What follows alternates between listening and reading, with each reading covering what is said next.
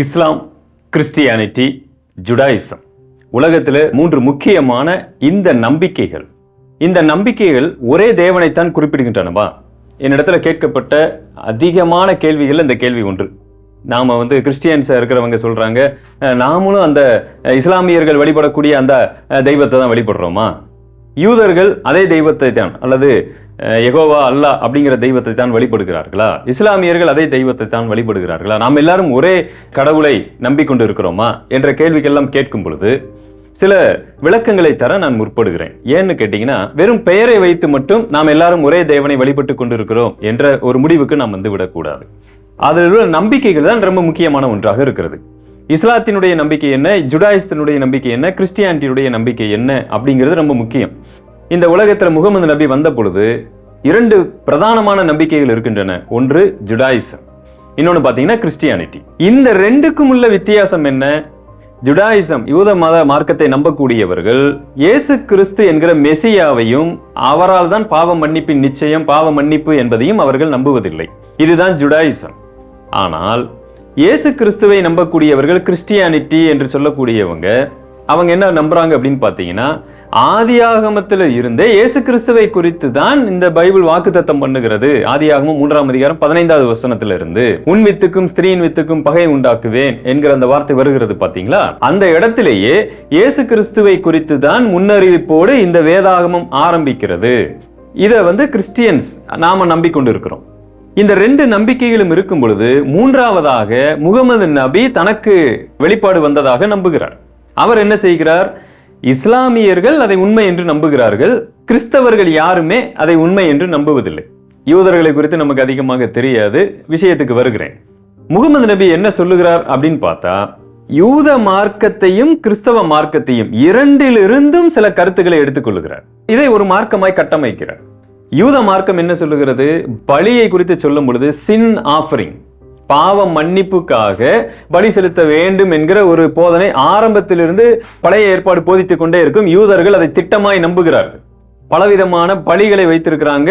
நான் ஒரு பொதுவான பார்வையில பேசுகிறேன். அப்ப பலி அப்படிங்கிற முறைமையே பாவ மன்னிப்பு என்கிற ஒன்று. ஆனால் கிறிஸ்டியன்ஸ் என்று வரும் பொழுது இவைகள் எல்லாம் நிழலாய் செய்யப்படுகின்றன. இயேசு கிறிஸ்துவினுடைய பலிதான் முழுமையான ஒரு பலி, அதன் மூலமாய் நமக்கு பாவ மன்னிப்பு என்று சொல்லும் பொழுது இந்த 2 மார்க்கத்தையும் குறிப்பிட்டு முகமது நபி ஒன்றை எழுதுகிறார். பலியின் மூலமாக எந்த பாவ மன்னிப்பும் கிடையாது என்று அங்கு ஜுடாயிசிலிருந்து வித்தியாசப்படுகிறார். உதாரணமா, இப்ராஹிம், ஆபிரகாம் தன்னுடைய மகனை பலியிட போன பொழுது அங்கு அந்த பலி என்பது நம்மளுடைய சாக்ரிஃபைஸ், அதாவது அல்லாவுக்கு நம்மை முற்றிலுமாய் ஒப்பு கொடுக்க வேண்டும், அதை ஒரு சிம்பாலிசமா காண்பிக்கிறது தான் பலியே ஒழிய வேற எந்த விதத்திலும் அது நம்மளுடைய பாவத்திற்கான பரிகாரமாய் அமைந்து விடாது. அனிமல் ஆஃபரிங் எங்கெல்லாம் சொல்லப்பட்டிருக்கிறதோ அது எல்லாம் எதை காண்பிக்குதுன்னா, நான் எந்த நிர்பந்தமும் இல்லாமல் நான் அல்லாவுக்கு கீழ்ப்படிய வேண்டும், ஒப்பு கொடுக்க வேண்டும், சப்மிஷன். அந்த காட் கான்சியஸ் உள்ளவங்க இதை செய்வாங்க அப்படிங்கிறது முகமது நபி அதன் மூலமா இந்த கருத்தை கொண்டு வருகிறார். ஆனா ஜுடாயிசம் அதை ஒப்புக்கொள்வதில்லை. ஜுடாயிசம் என்ன நம்புகிறது? வெறுமனே நம்மை ஒப்புக் கொடுப்பது மட்டுமல்ல, நாம் அதை நம்புறோம். இப்ப முகமது நபி சொன்ன அந்த வார்த்தை வேதாகமத்தில் இருக்கிறது. ஈவன் கிறிஸ்டியன்ஸ் அதை நம்புகிறோம். அப்போஸ்தலனாகிய பவுல் ரோமர் 12ஆம் அதிகாரம் 1 வசனத்திலே சொல்லுகிறார், நீங்கள் உங்கள் சரீரங்களை பரிசுத்தமும் ஜீவ பலியுமாக தேவனுக்கு ஒப்பு கொடுங்கள், இதுவே புத்தியுள்ள ஆராதனை என்று சொல்லுகிறார். இத 500-600 வருஷத்துக்கு அப்புறம் முகமது நபி தனக்காக எடுத்துக்கொள்ளுகிறார். எல்லா பலியுமே பாவ மன்னிப்பை சுட்டி காண்பிப்பதில்லை, நம்மளுடைய சப்மிஷனை தான் சுட்டி காண்பிக்குது என்று பேசுகிறார். நாம் என்ன சொல்லுகிறோம்? அதாவது யூதர்கள் சப்மிஷனை மட்டுமல்ல, இது பாவ மன்னிப்புக்காக சிந்தப்படுகிற ரத்தமாகவும் இருக்கிறது என்று ஜுடாயிசத்தை ஃபாலோ பண்றவங்க நம்புறாங்க. கிறிஸ்டியானிட்டி என்ன நம்புகிறது என்று சொன்னால், இது இயேசு கிறிஸ்துவினுடைய பலி மரணத்திற்கு நிழலாக இருக்கிறது. இயேசு கிறிஸ்துவினுடைய பலி மரணத்தின் மூலமாய் அதை நாம் விசுவாசம் வைக்கும் பொழுது நாம் அதன் மூலமாய் முக்தி அடைகிறோம், ரட்சிக்கப்படுகிறோம். நாட் ஓன்லி தட், அந்த சாக்ரிஃபைஸ் இன்னொன்னையும் நமக்கு சொல்லி காமிக்குது. பிதாவுக்கு, தேவனுக்கு நாம் முழுமையாக கீழ்ப்படிய வேண்டும் என்பதை காண்பிக்கிறது. அப்ப முகமது நபியினுடைய போதனை இந்த இடத்துல வித்தியாசப்படக்கூடியதா இருக்கிறது. அது மாத்திரமல்ல, ஜுடாயிசத்தின் பிரகாரம் இயேசு கிறிஸ்துவை அவர்கள் எந்த விதத்திலும் ஏற்றுக்கொள்ள மாட்டாங்க, ஒரு துரோகியாக பார்ப்பார்கள். ஆனால் கிறிஸ்டியானிட்டி அன்றைக்கு முகமது நபி வாழ்ந்தபோது கிறிஸ்டியானிட்டி மேசியாவாக அவரை தேவனாக கொண்டாடி கொண்டிருந்தது, நம்பிக்கொண்டிருந்தது. அதற்கு வரலாற்று ஆதாரமும் இருக்கிறது. வெறும் பைபிள்ல மட்டும் ஆதாரம் இல்ல. ஈவன் நம்ம முதல் நூற்றாண்டுல வாழ்ந்த ரோம அதிகாரி பிளினி இவங்கெல்லாம் எழுதும் பொழுது கிறிஸ்தவர்கள் இயேசு கிறிஸ்துவை தெய்வமாக வழிபட்டு கொண்டிருக்கிறார்கள் என்கிற ஒரு வார்த்தையையும் எடுக்கிறார். நாம வெறும் பைபிள் இருந்து மட்டும் ஆதாரம் கொடுக்கல, வெளியிலிருந்தும் ஆதாரம் கொடுக்கிறோம். ஆனா அதற்கு பின்னாடி வந்த முகமது நபி என்ன எழுதுகிறார்? இயேசு கிறிஸ்து ஒரு நபி அல்லது அவர் ஒரு சாதாரண தீர்க்கதரிசி என்று எழுதுகிறார்.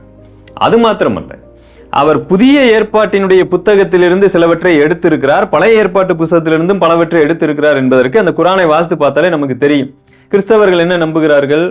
அந்தி கிறிஸ்து என்கிற ஒன்று நம்புகிறார்கள். அவங்களும் அல்லது இஸ்லாமியர்களும் என்ன நம்புறாங்க? தஜ்ஜால் அப்படின்னு சொல்லி ஒருத்தன் வருவான். யூதர்கள் கிட்டத்தட்ட 70,000 பேர், எனக்கு சரியான எண்ணிக்கை தெரியல, அவனை பின்பற்றிட்டு போவாங்க. கடைசி நாள்ல நம்ம பைபிள்ல வெளிப்படுத்தின விஷயம் சொல்லப்பட்டிருக்கு பாத்தீங்களா? அதுல இருக்கிற பாதி விஷயங்களை முகமது நபி எழுதுகிறார். அதாவது எழுதுகிறார் என்று சொன்னா அவர் எழுதல, அவர் வெளிப்படுத்துகிறார். அது மாத்திரமல்ல, ஹதீஸிலிருந்தும் சில விஷயங்களை அவர்கள் மேற்கோள் காட்டுவதுண்டு.